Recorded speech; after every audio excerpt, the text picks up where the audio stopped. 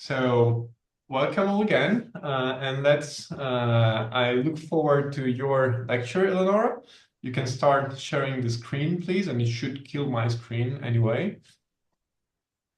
Okay, so here we are. Thanks a lot, Hitchhikers, for the invitation. I think this seminar series is amazing, and I'm really glad to be part of it. First of all, can you see my screen? Thumb up. Yes. Yes, okay, good. So today we're going to talk about bacterial biofilms and trying to link their structure to their rheological properties. And I will focus a bit on explaining what a biofilm is and why we can do that, because I guess that this audience is more familiar with rheology than with biofilms. And also for that reason, I will explain way less about rheology than about biofilm themselves. So I hope that at the end of the day, you can understand what are the peculiarities of this system that deserve to be investigated, that are more challenging when they are investigated. So biofilm are defined as aggregates of bacteria in which bacterial cells are embedded in a self-secreted extracellular polymeric matrix. And they are really ubiquitous. They can be found in industry where they clog membranes, they coat and infect pipes.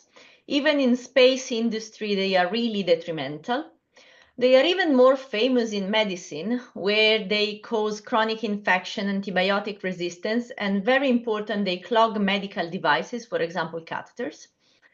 And the reason why a biofilm is way worse than a single cell bacterium is because being encased in these polymeric matrices makes them really a safe environment and offers the bacteria population protection towards chemical and mechanical insults, to the point that cells exhibit a 10 to 1,000-fold increase in resilience towards chemical and mechanical attacks when they are within a biofilm. They are also amazing materials for the same reason.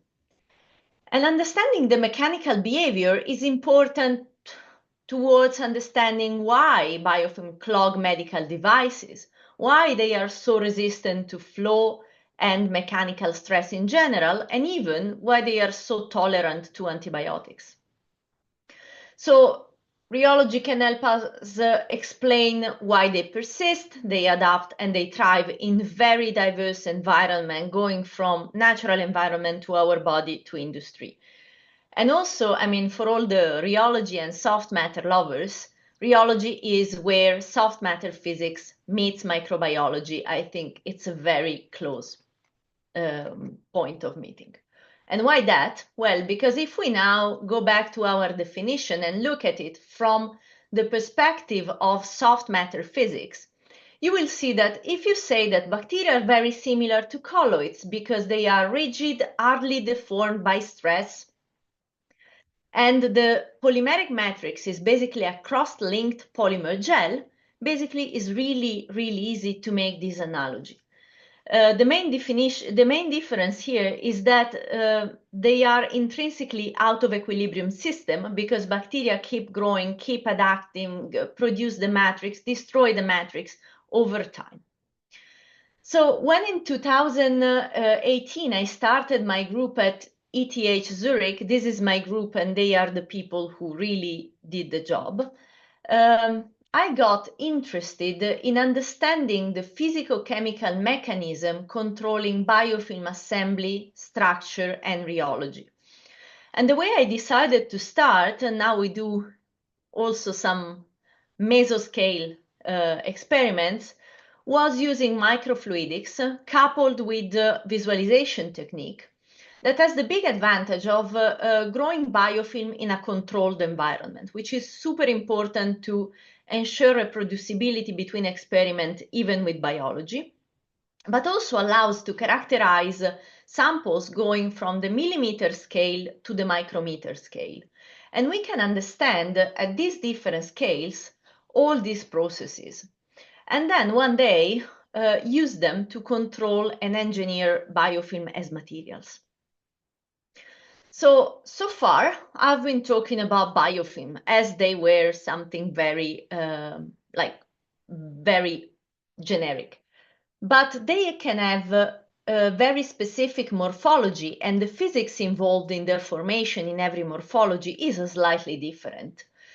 The most common one are the surface attached biofilm, where we have planktonic cells that reach a surface, then colonize this surface, then the biofilm starts forming and matures until it's very big, very complex, very microbiological diverse. And then at some point, the biofilm disperse, the bacteria destroy it, and they go back to swimming, and then they find another surface and colonize it again. This pathway is really driven by many, many microbiological processes. Physics is important, but microbiology, I would say, wins. But this is not always the case, because there are like more exotic geometries, the streamers, filaments of biofilm suspended in flow, or bioaggregates, which are like 3D aggregates suspended in a fluid. And in these cases, biofilm formation can be so rapid and driven, in this case, by flow, in the case of streamers, and in the case of bioaggregates, but by polymer interaction, for example, also depletion forces. And it's very rapid, and biology is less important, I would say, because of the rapid process there. We, in this year, contributed across these different geometries and explored a bit. And in our work, what we found is that sometimes really biofilm formation is a dialogue between biology-driven forces as cell growth and biofilm matrix production, and physics-driven forces, just to name some: osmotic pressure, surface adhesion, flow advection, and of course, mechanical forces. Today, we will just focus on mechanical forces, but first I have to tell you something about cell growth and biofilm matrix production to get to know the system better. So if we now imagine a biofilm, everything starts with single cells that grows. And this is what we can see in this video. The black dot here is a cell that when we flow nutrients will start replicating, and initially you can follow single cell, then everything becomes really 3D and really messy. And to decipher this very 3D phenomena, the group of Professor Knud Drescher in Basel developed an incredible visualization system based on confocal microscopy, where they can really follow and track single cells over time. And here, I mean, they combine confocal laser microscopy with segmentation, and then they can track the nematic order at the single cell level. And basically, they can see here how the nematic order develop as a function of the number of cells in the biofilm, but also the distance from the center. So if we imagine an hemispherical biofilm, the distance from the center is like from the core of the colony. And they could see that, for example, very close to the edge of the biofilm, so the surface, you have quite some nematic order, but they can also track cell distance, vertical alignment, and angle. And this technique can be also used, as we will see later, to do microrheology. But also coupling cell segmentation with staining with fluorescent dyes, fluorescent lectins, they can stain the biofilm matrix, which is in this image, the red thingy here, that at some point bacteria, while growing, start producing. So just a quick, here throughout the presentation, I have added some squares, like some rectangles with additional resources, so additional papers about this topic that you can go and read yourself if you're interested. And since this is recorded, then this is the perfect opportunity. I will not further comment on these additional resources. So we were talking about the biofilm matrix, and the biofilm matrix is produced as the biofilm growth by the bacteria themselves. and is generally made of polysaccharides, protein, and extracellular DNA. Extracellular DNA, which comes from cell death. So cell die, explode, lyse, as microbiologists say, and release the DNA outside. Well, the polysaccharide and the proteins are actively produced by bacteria, and what makes everything really complex is that every bacterium produces a specific type of subset of polysaccharides and proteins. So every biofilm matrix of every bacterium has a different composition. What is common is that all these components interact. And the interaction is the same that you would find in a polymer network. So you can have protein aggregation, cross-link, then concentration of this polymer is really important. You have bridging, you have entanglement, and all these interactions make the biofilm super cohesive. And here you can start seeing why the biofilm are mechanically more powerful than a single bacterial cell. Also, this polymer can capture some chemicals that try to penetrate into the biofilm, and so they constitute really a mechanical and chemical shield. And from the rheological point of view, they give biofilm the characteristics like the behavior of a viscoelastic material. So whenever you apply a load, you have an instantaneous elastic deformation and then a slow viscous flow. And this is pretty much widespread. Here I put you some example of very different biofilm. This last one is grown in the lab, but those ones are taken like in very extreme environment. And if you look at the crypt test, they all show the same behavior. What is very different are the magnitude of the Young modulus of the elasticity of the elastic modulus and of the effective viscosity, which span order of magnitude. And so, yes, there are common characteristics, but then it's also very specific. And I found this when I started my group really fascinating. So now, before moving on, I want you to think a bit more about what viscoelastic behavior means if you are a biofilm growing under flow, because this is a very important point here. So you are there sitting on the surface, there is no stress and you just sit there. If there is a little bit of stress, you just deform a bit. If the stress becomes really strong, you deform a lot. Some of these links will start breaking, so you can sludge a bit, you lose some pieces like here, and then at some point you become viscous and so you flow on the surface. This flow helps colonizing a surface because maybe at the beginning you were just one single dot and now you are like a layer everywhere. And as soon as the stress is removed, you grow up and then all the surface is suddenly colonized. And also sloughing off will bring you from here where maybe you had an infection to very far and you will stick and colonize. And if you think about this in a context of a catheter, this is quite scary. Okay, so something that I find quite fascinating is that if now we plot the viscosity as a function of the elasticity for very different biofilms, grown in very different environments and very different species, they all scale on the same line. And this is like a relaxation time, which is about 20 minutes. And by chance, this time is equal to the time, like the shortest time taken for bacteria to change actively their behavior. So, for example, produce more matrix, start swimming again. So, really adapt to what is happening to the environment. And so, this invites us to wonder if this is a survival strategy, if this viscoelasticity really evolved to give bacteria such a strong advantage and how. This is kind of an open question, but I found it really fascinating. What is interesting, and I wanted to point it out, those are like biofilm from the same organism and very different rheologies. Biofilm can also display nonlinear rheological behavior. even if this is really not well understood and studied.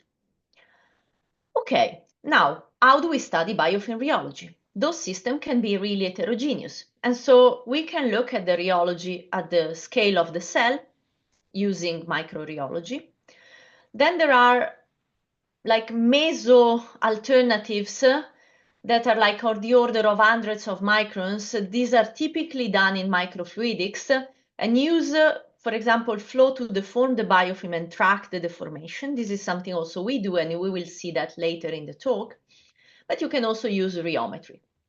In this case, the most common approach is like growing our biofilm on a moist surface, an agar plate with nutrients, scraping it off with a glass slide and putting it into the rheometer. This is how it looks like. Those are the biofilm colony. They seem as flower. They are really pretty. And then you scrape them off. They are less pretty, and they are into a rheometer all of a sudden. And you characterize them. And you can see that the variability is pretty wide here. Now, we, in collaboration with Jan Vermant and Stefan Geisel, a very talented PhD we defended a while ago, decided that we wanted to try something different. And so avoiding the scraping, which is really detrimental for the biofilm, but growing directly the biofilm on the rheometer.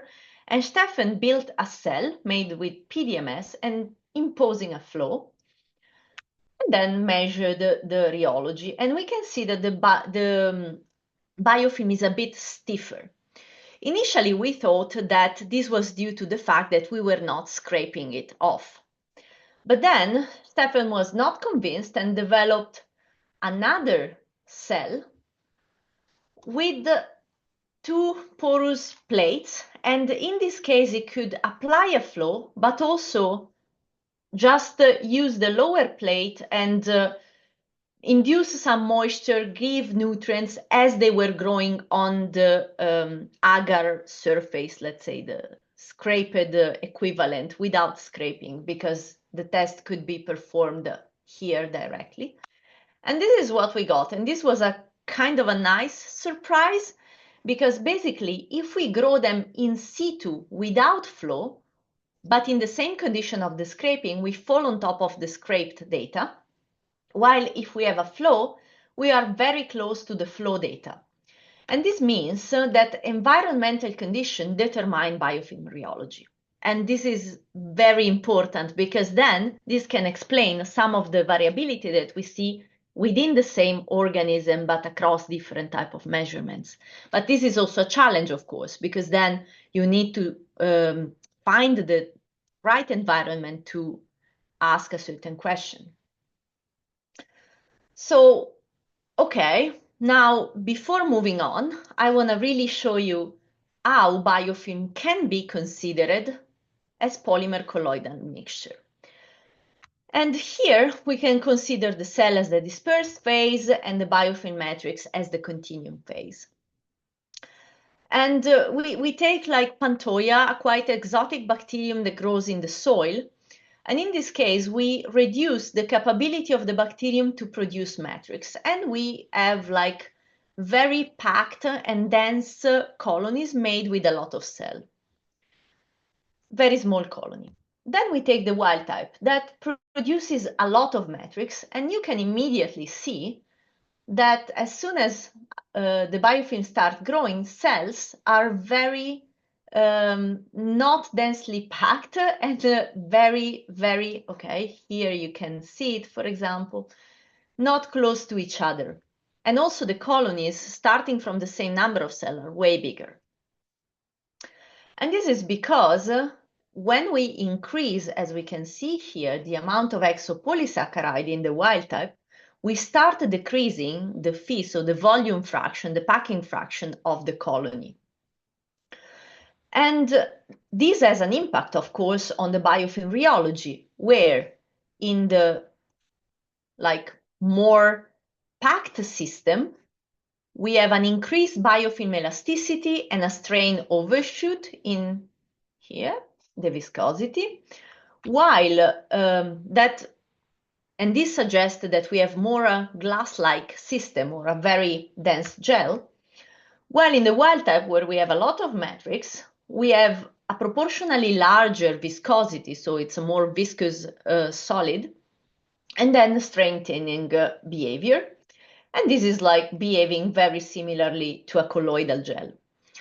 And then since we like playing with bacteria, we tried to mix the two phenotypes and see what we could achieve. And we obtained, like at the micro scale, the structure was intermediate with a lot of matrix and very dense region. And so then we did this systematically, gradually increasing the wild type content, and we saw that the cells here painted in red are start becoming very far from each other.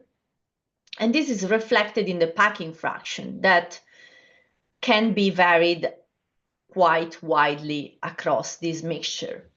And this, of course, is visible in the elasticity that gradually increases, in the viscosity that gradually increases as well, indicating a stiffening, a stiffer material, and also this strain overshoot that gradually appears.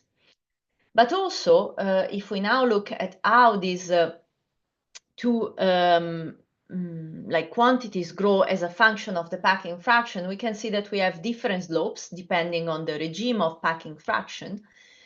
And what we have here is a transition from a weak to a strong gel.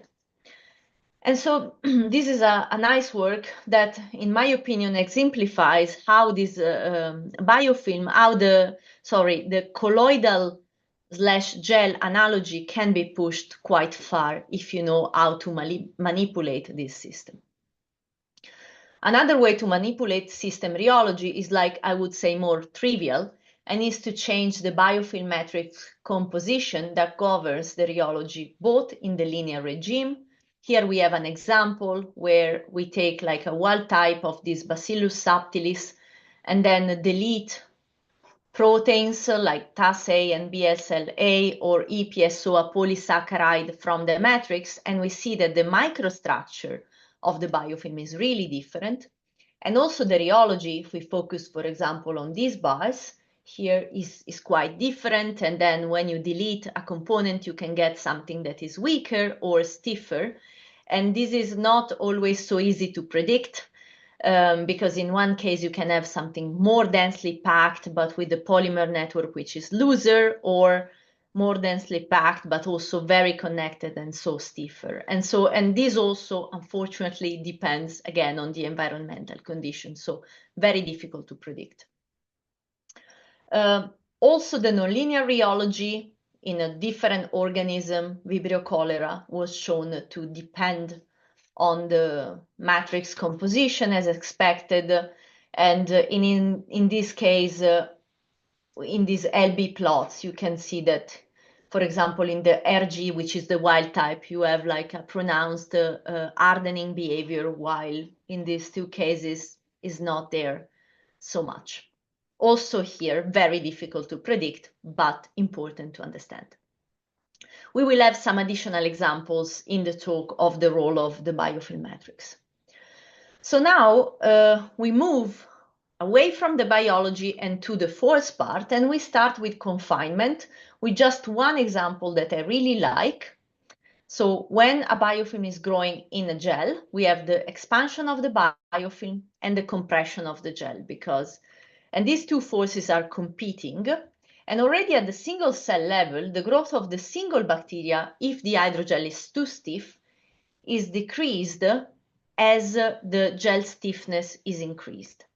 And so it's very important, and this becomes even more important if we now grow colonies. This is again Vibrio cholera, and here again we have the beautiful confocal and segmentation combination to track the single cells. And the gel is an agarose gel with different concentration. Over time, we can see that our biofilm develops and we can follow the orientation of the single cells. And here, what this group did was, first of all, characterizing the shape, the macroscopic shape of the biofilm as a function of both the biofilm elasticity and the agar elasticity, and see that in certain regimes, so very stiff biofilm and very weak gel, you have like spherical colonies, while in other cases you have more ellipsoidal ones. This is not the only thing that changes if there is this different contracts of rheology, because now if we look at the cell orientation in the colony, we can see that it varies widely depending on the stiffness contrast, because at very low agarose concentration, the cells are really sparse and randomly distributed, while high agar concentration promotes cell alignment in the biofilm, especially on the surface. But also the matrix is important in determining that, because we can see as this is the wild type and those are matrix deficient biofilm that show a different level of alignment, because we are moving in this phase space in a counterintuitive way, as we have seen before, as when we change the matrix composition. Now, from confinement to flow, which is a bit one of our favorite in my group. So now we have to imagine a different setting, a biofilm growing on a solid surface, and we have shear that acts on the biofilm, and it can even promote the formation of these filaments. Shear starts being important at the single cell level. We are not going to talk about that, but we are going to look first of all at what happens in a biofilm colony.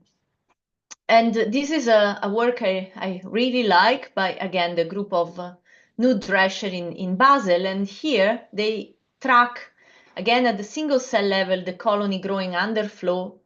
And they do that varying the flow and over time.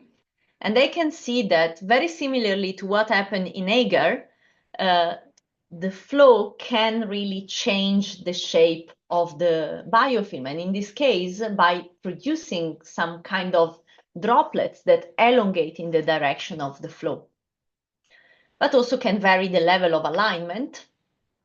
And this is what we can see here, where basically, if we look at the cell between the angle between the cell and the flow on the surface at the top, for example, we get cells that are all oriented in one direction. And this was also modeled by them, and this you have to account for the internal cohesion and the flow magnitude to have a better understanding of what is happening. And then they could also see that in certain cases you have a more spherical droplet, and in some more ellipsoidal, flat ones. And again, if we recall what we just said about confinement, you can see that there are many analogies about these different forces and how do they shape the biofilm. In this case, they did not measure the rheology, so this was not in the picture here. But this technique can be used to measure the rheology. And in this case, what they did was applying a flow pulse, not a huge one, but enough to deform the colony a bit. And at the single cell level, they tracked the biofilm architecture during this, before, during the flow pulse, and after the flow pulse. And they could see that there was a deformation, a recovery, and a plastic transition, meaning that if we now look at the deformation, some of it will be recovered, and this is the elastic part, and some of it will not be recovered, and they call it plastic. In this case, can also be a viscosity, like a viscous deformation, and then is permanent and not recovered. And those are the maps, the very precise. I wanted to show you how precise can they be at the single cell level and reconstruct this. And here we have just the deformation, but then if you model these biofilm with the centroids, that are the cells connected by springs, and you can use this model coupled to the experiment to reconstruct the value of the spring modulus with very high spatial and temporal resolution.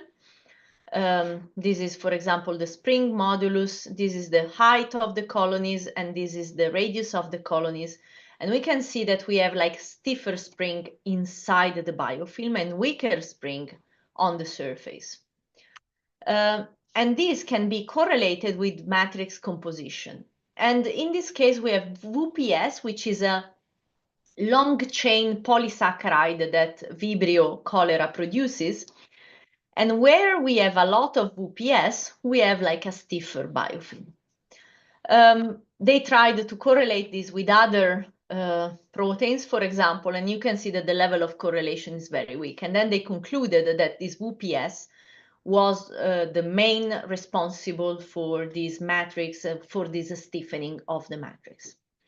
And this is an example of the importance of matrix composition. Now, this was like a biofilm growing on a surface, a very common scenario, but something that is also very interesting in the context of biofilm clogging is clogging of porous structure. And this is something that my group studied quite extensively in the past years. And we started from the most like simple, a quasi 2D porous medium in microfluidics, where we could change the pillar size and the flow rate. Those were our adjustable parameters. And what we were doing was like growing biofilms inside them. And you can see that the biofilm is the whitish stuff that you can see in this image. So we had like lots of biofilm and lots of clogging. The biofilm in this case was like Bacillus subtilis. And we were like seeding the model, the micromodel, the porous medium with single cells and then flowing nutrients. And then this is what happens over time. So we have first the initial attachment, then we have these filaments that are the streamers that really help the colonization and the clogging of the biofilm, of the porous structure. And then at some point we have like this white channel that move. I didn't say that at the beginning, but the black stuff is the biofilm and the white channels here is like open flow paths that remain open during the evolution. Here we are imposing a flow rate. And so we have this path open at all times because the flow has to go somewhere. And when the biofilm, like the resistance, the hydraulic resistance in the biofilm is too much, then it's easier to keep a flow path open. This was also observed, for example, in emulsion and in foams. And we could see it in the biofilm. And today, we also studied the clogging phase, but what is more interesting from the rheological point of view is the flow path intermittency. And in this case, we have like a narrowing of the channel and then followed by an opening of the channel. This is what we call intermittency. And this is controlled by rheology. Why do we say that? Well, because if we now follow an opening event and at the same time we track pressure in the channel, the build-up pressure in the channel, we can see that when the preferential flow path, so the channel width, is reduced, the pressure is increased, and at some point we reach a point where this is too much and everything breaks. The pressure goes down, the flow path becomes wider, and then they become growing again and breaking again. And this happens over and over in times. And if we stop the growth, as we did here, just feeding the bacteria with salt solution, the width of the preferential flow path will remain constant over time. So no intermittency there because biofilm cannot grow and clog. And also, we wanted also to investigate what happens during the opening, and we did that with high speed imaging. And what we saw was that there are like two phenomena. One is sloughing off. Basically, here we have like a piece of biofilm, and then very few time after it disappears, like less than a second. And if we now do CFD simulations, we see that this like opening causes a big release of the shear stress local. But also the buildup of pressure can cause like a compression of the biofilm that is already there. And we saw that while tracking the biofilm itself.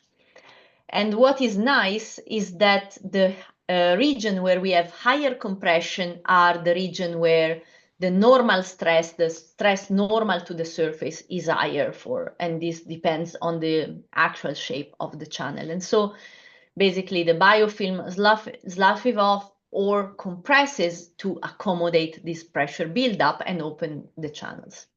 And as you can see, this is basically rheology, driven by the rheological behavior. This varies if you vary the flow rate and the pore size, and in some regime, you never have a biofilm which is dense enough to cause this pressure buildup. But in many, many cases, you have like this flow path intermittency. This is not the only example that we have saying that biofilm rheology controls intermittency. We also have done some work in collaboration with Professor Sang Lee and Professor Peter Kang at Minnesota University at the single pore trough. Is published. I will skip it for now because I want to move to some nonlinear rheology. I had the slides. I will go over them very quickly. Here we have like a single pore trough which is clogged by biofilm, and we have shown how the yield stress of the biofilm controls a certain opening that of our pore trough. But in all these geometries, the shape of the biofilm was too complex to infer any like real or to probe any value for the rheological properties of our material. And so together with Giovanni Savorana, very talented PhD who defended really recently, we developed a platform to characterize biofilm rheology and morphology in situ. In this case, we have like a single pillar where we flow a bacterial suspension and we induce the formation of streamers, these filaments suspended in flow. And as also seen in the literature, this phenomenon is controlled by recirculatory vortexes. This was shown also in the group of Hourstone a few years ago in a different geometry. In this case, they had like a windy channel, but the type of flow with these vortices in Z was the same. But also the extensional flow component that basically, in this case, was shown by the group of Kumar, basically pulls a thread of biofilm and suspends it. It's like basically an extrusion process.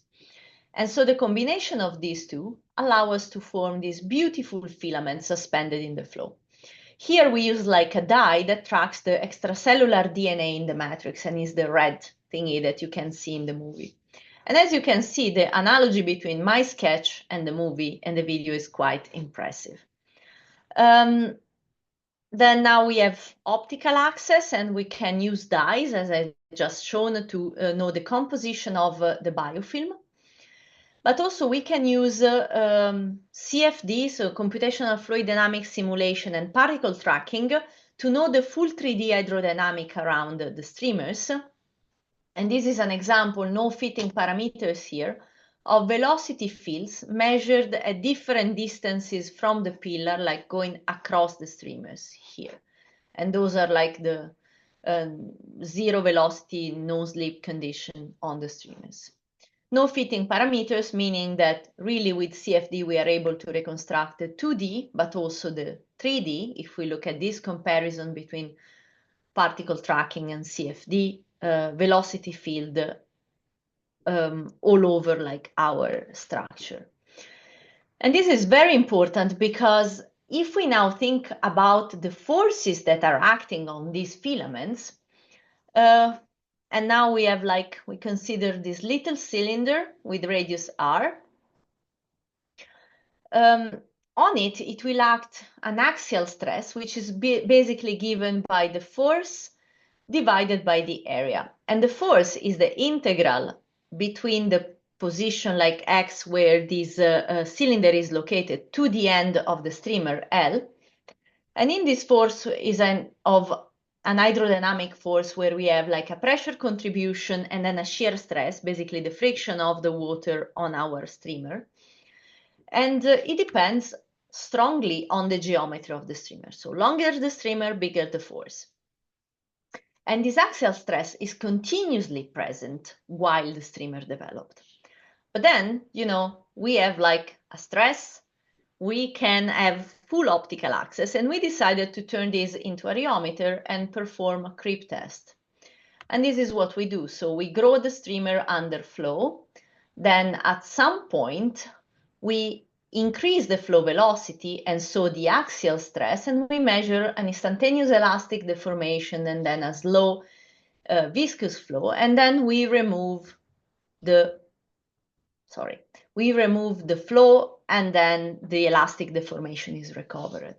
And knowing the axial stress, the local stress, and the deformation, we can measure a differential elastic modulus and an effective viscosity of our material in every position of the streamers, and also over time, because this is an in situ measurement, so happens while the biofilm is growing.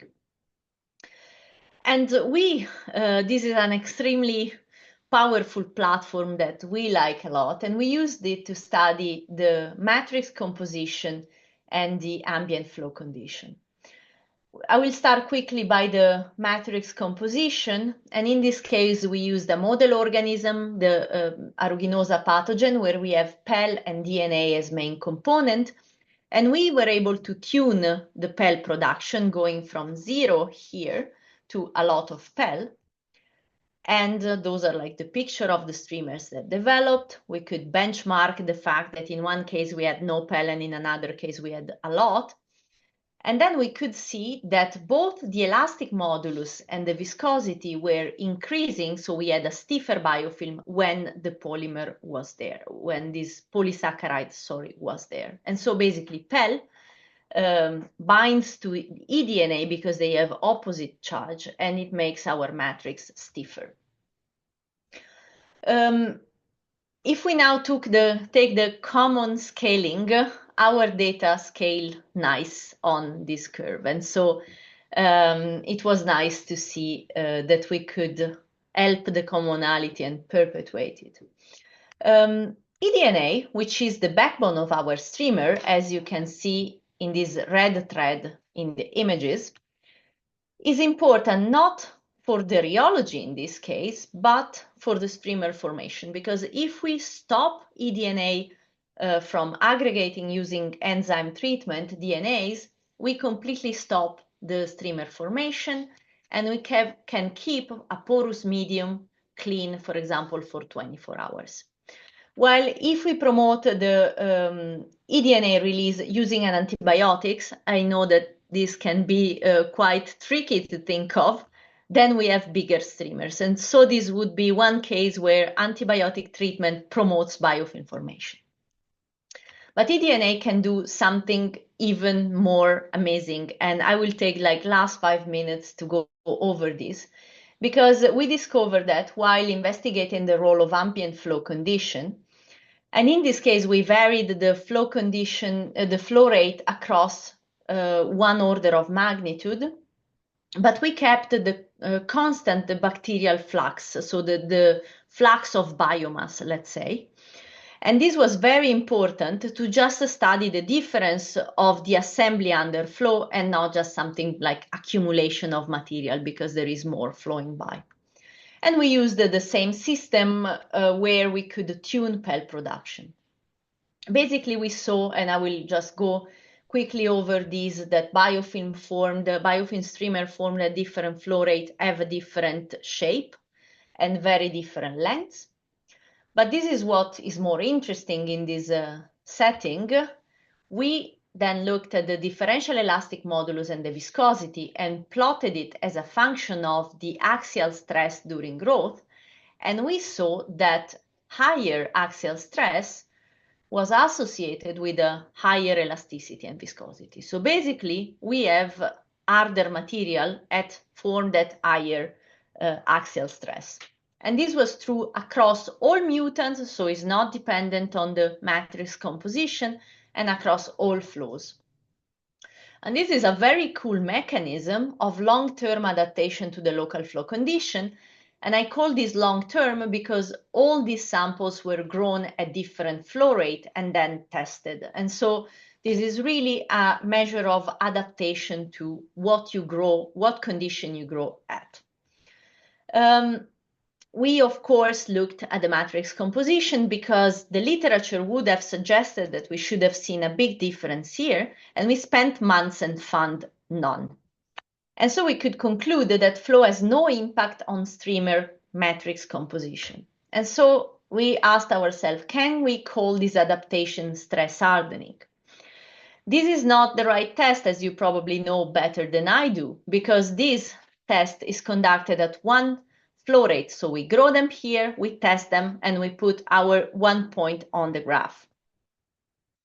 In order to really obey the definition of stress hardening, a material has to display two different elasticity when tested at different stresses. And so this is what we did. We grew them here, tested them, lowered the flow rate for just 10 minutes, so too short for any bioadaptation, and then tested them again. And this is what we found across several matrix composition. So this was completely independent of the PEL, which is like this, because in this case we had no PEL. And all displayed like the same linear behavior that we were seeing before. And so, yes, this is stress hardening by definition. And from the ecological point of view, this is very remarkable because this is an instantaneous adaptation to a flow variation, which is the same, like the same behavior as the long-term adaptation. And so in this case, we have a system that has the same mechanism to adapt to instantaneous flow variation and long-term flow variation. Very remarkable. And so we wondered, is this just very specific to this bacterium? And the answer was no, because we tested this across several different species here.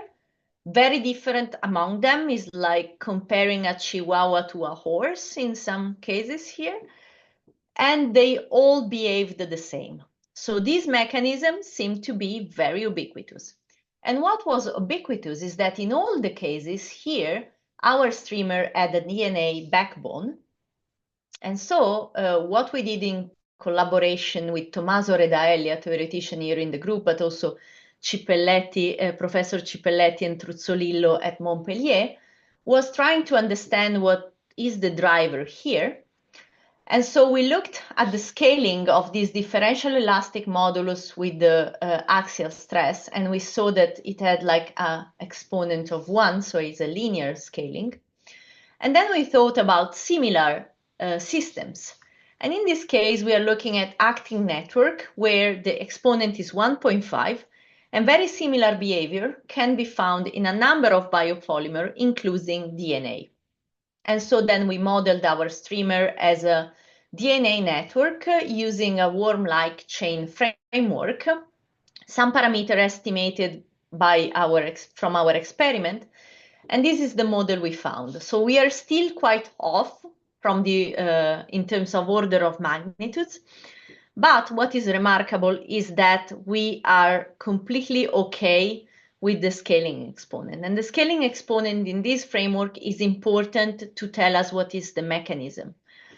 And so what we could conclude is something about the mechanism, that this stress hardening originates from the entropic contribution of to elasticity of the eDNA molecules. And this can explain both long-term and short-term adaptation. This is very interesting for microbiologists, We are still off, so we still need to study a lot, but this is very promising because it's a potential explanation for biofilm mechanical resilience. But we were just scratching the tip of a very slimy iceberg. And with that, I will wrap up with something which gives a bit more vision here. And is like, if you remember my initial slides with the several steps of adaptation to shear, well, we should wonder if somewhere here there is also a nonlinear biofilm rheology regime that could play a role and really make this biofilm not only spread but also really resist quite hard underflow. And so we need to extend this to the different biofilm morphologies, surface, attached and aggregates, matrix composition, uncover really the molecular mechanism, having a more precise model than ours. And this is very important because could inform, has the potential to really inform more effective biofilm removal strategies. And this brings me to like the thank you moment, where here in bold are the real heroes of the story, people who did the job. This is our website in case you are curious. Thanks to all the collaborators and the founding agency, to you for your attention. And final advertisement, in June we have a microfluidic course, can be followed online. So check this out also on my website. And if you're interested, please subscribe. And with that, again, thank you, and I'll be happy to take questions. Thank you so much. Wow, that's a lot of information to digest. That's great. And if you want, by the way, you can also send me the information about the summer school. I could send it through our mailing list. People, I think, would be interested. So Sure, it's thanks a lot. time. It's time for questions now. So, does somebody want to break the ice?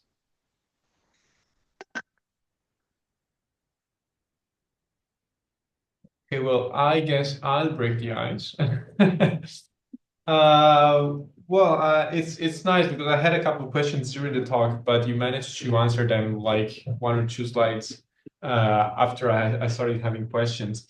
I mainly have two. A short one, which is about the porous rheometer you showed at the beginning of the talk. I mean, in the first half, Yeah. let's say.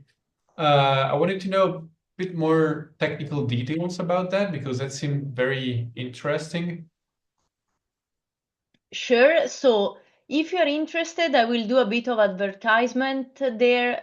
Next week, Vincenzo Iannello from Jan Vermant Group will present all the details of this very nice geometry during a talk on Tuesday 15th.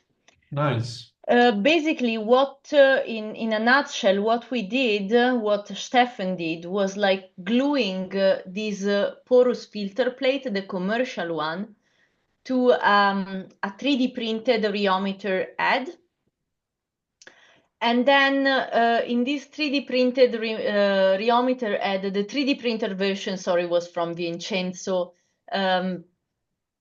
The perfected one, the one from Stefan was a bit more like handmade and crafted. And then he also had, like Stefan, really inlet tubing, and then he can control the flow with the syringe pump through this tubing. And then you have an inlet, you have an outlet, and if you carefully control the flow rate, you can impose a flow through the membrane in the sample and then outside the sample. Wow, that seems And this, yeah, very complex a very complex protocol. yeah, it's a quite complex protocol, but we have seen that it's perfect to study biological sample that needs to grow under flow, sometimes to be in like environmentally and for example also medically relevant condition. But also if you just activate the lower part, and so you treat this down here just as an inlet, and then you have like water permeating here and getting to your sample, you can just keep your sample moist for longer time. And this was also used, Vincenzo. We will tell more about this next week at annual European Rheology Conference in Lyon. You can really use it with polymer suspension to keep them moist for like very long time and perform all the measurements you want without worrying about evaporation. And in case of something alive like a biofilm, you not only give water, but you give nutrients that they are actively consuming over time, and so you keep them happy and healthy. That's very interesting. That's a very nice experiment, by the way. Yeah. Well, thanks. And another question I had was about is about you talked about adhesive, cohesion of the biofilm, which of course seem to play a crucial role. So you said, so you showed that increasing the shear rate, so the flow condition, it can deform, or it can break, or it can the surface area with the surface. The contact area with the surface can increase, etc., etc. So cohesion seems to be very important, but also here, what seems to be very important to me is adhesion with the surface, right? So in biology, nature, or also the other industrial applications you had, how you try to see the effect of surface properties, and the behavior, how does it change based on that? Yes, we did, and this was something again a collaboration with the with Jan's group and from the same PhD student who did the rheometer cell. And basically, you're totally right. Adhesion with the substrate is very important and can be tuned to change. And what we have shown is that it can be tuned to change the biofilm morphology, because it's very difficult to completely prevent bacterial from adhering. This is also a work that we are doing now with Professor Rusconi at Humanitas Research Hospital, because some bacterial cell will always get to the surface. And at some point, even if you try your best to, for example, chemically treat a surface to prevent bacterial adhesion, at some point one cell will manage, and then a second one, and then a third one, and then they grow, and then once you have a biofilm layer, it will stay. But in this work we did with Jan, we had a situation in which the biofilm was growing under confinement and it was spreading on this PDMS surface, and at some point it was reaching in a channel, it was reaching the edge, like the wall, and then it was pressing on the edge. And this was like creating an internal tension into our film, that if the film was not adhering so strongly to the biofilm was not adhering so strongly to the surface, we could get the onset of buckling instability that was leading to delamination of our biofilm and to the formation of these like big channels that look like veins in our body. And this was the case if the adhesion was not so strong, but was not the case if we were promoting the biofilm adhesion. In that case, we were just having a film staying there and maybe making something like little mushrooms, because this is something that this organism was doing.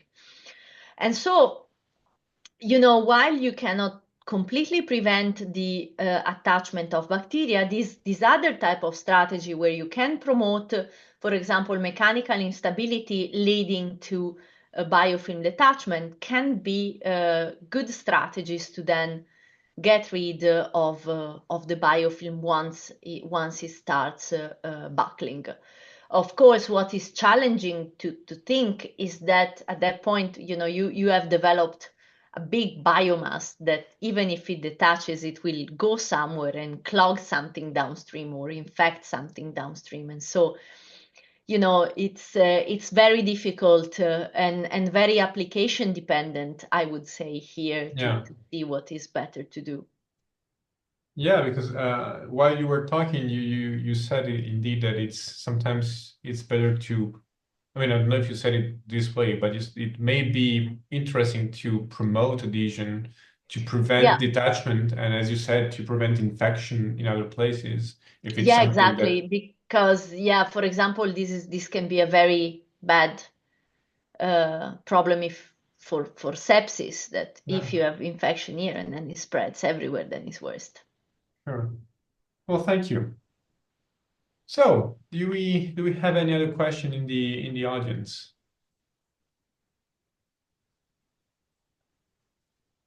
Well, it seems people Eleonora, seem. question. Hi. Yeah, please Hello. go ahead. Hi, so this is Ilya from Karlsruhe Institute of Technology. Your talk. It reminded me of one study that we performed when I was still a PhD student at Cambridge, where we looked at bovine serum albumin and how it avoid fibrils with time, especially if you incubate it at a certain temperature.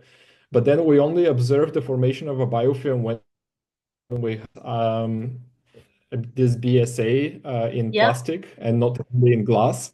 So have you seen such dependence on the container in which try to grow your biofilm, that in some cases it does grow, in other cases it doesn't? Yes, and I mean, there are like several. I mean, there are some trivial effects that could be due to the leakage of some chemicals that the bacteria don't like, um, or some less trivial effects due to transport, because maybe oxygen transport can be pretty different with glass or plastic depending on your system. And this is something that, for example, we noticed in the same study where we were observing the buckling instability. There we had like a ceiling of PDMS, which is oxygen permeable, and like the base layer instead was glass, and in the glass nothing was growing because there was no oxygen, and on the PDMS we had like 50 micron thick layer of biofilm. And so this is something I did not touch upon, but transport of nutrients and oxygen is very important, and that can give rise to very complex effects that are observed. Very interesting system. Thank you. Thank And you. I would have a second question. Yeah. So the other thing I was wondering is whether these biofilms are really self-healing. So I can see that from the creep analysis you've done, a lot of recovery after the release of the stress. But in general, would you say that if you leave them alone for like maybe hours, they fully recover and then you can start the experiment yielding the exact same result as before? Well, they will recover for sure. The fact that it will be exact same result than before, that I am uncertain, because they may stiffen more. We have to remember that they are non-equilibrium system, and that everything that we observe depends a lot on the status, like the biological status of the bacteria that are present.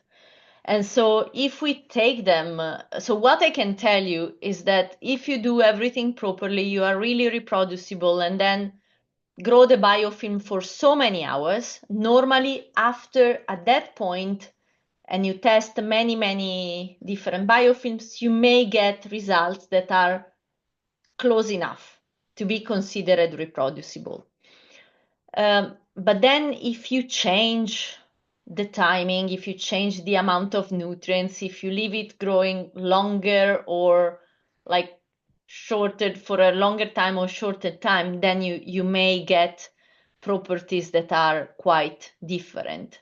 So I cannot tell you, you test it, you leave it for 2 hours, then you retest it, and then everything is back to how it was. No, it may be still weaker because it didn't have enough time to recover, or stronger because it recovered too much and built additional material, because maybe you break it, you increase transport, as in the case of the intermittency, and then you give it like a chance to reinforce even more. If you're lucky, let's say if you grow 3 biofilms for 20 hours, you break them at the same way, and then you test them after 2 hours, again, you will have like quite consistent results between the 3 experiments. But then going back to where you were, that is very difficult. And yeah, maybe if you try, you manage. Who knows? Yeah, I can see how it depends on a lot of factors, but Yeah. that's very nice. And have you tried this capillary breakup extensional rheometer, which is like sandwiching your sample between two of those plates and then rapidly and then seeing when the biofilm breaks, maybe as a function of aging time? Yeah, no, we didn't. No. Okay. We have like some I of was those thinking it images, could be an but we never interesting did that addition. systematically. But it's a cool technique. I know it, and it's very cool. In our Yeah, because system, the one with the plates could be a bit difficult because we have like quite some water there to keep the biofilm hydrated, and so there is a bit too moist of an environment to do that. But generally speaking, yes, it's yeah, that is Because my observation is that these slime make for excellent systems to probe using this K-bar technique. So it's immediately something that reminded me of it. Thank you so much. Really nice research. Thanks a lot for the interesting discussion. Indeed. Thank you for the questions. So, somebody else? Any more questions for Eleonora here? Well, if not, I guess I can stop the recording here.